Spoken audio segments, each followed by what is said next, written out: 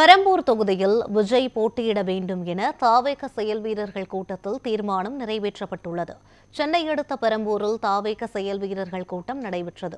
இதில் கலந்து கொண்ட கட்சியின் தேர்தல் மேலாண்மை பொறுப்பாளர் ஆதவ் அர்ஜுனா பெரம்பூர் தொகுதியில் விஜய் போட்டியிட வேண்டும் என தீர்மானத்தை முன்மொழிந்தார்.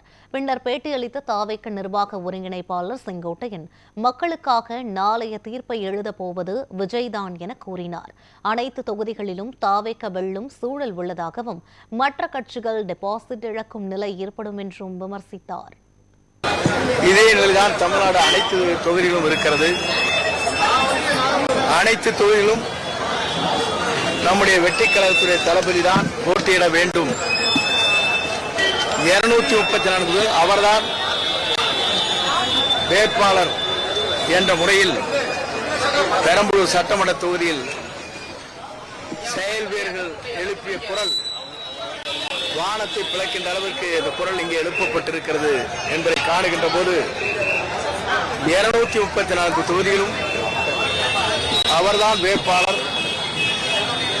அவர் யாரை விரல் காட்டுகிறாரோ அவர்தான் சட்டமன்ற உறுப்பினர் என்ற வரலாறு தமிழ்நாட்டில் மிக விரைவில் 2024 உருவாகும். அதை எந்த சக்தியாலும் தடுக்க முடியாத நிலையை மக்கள் சக்தி உருவாக்கி காட்டும்.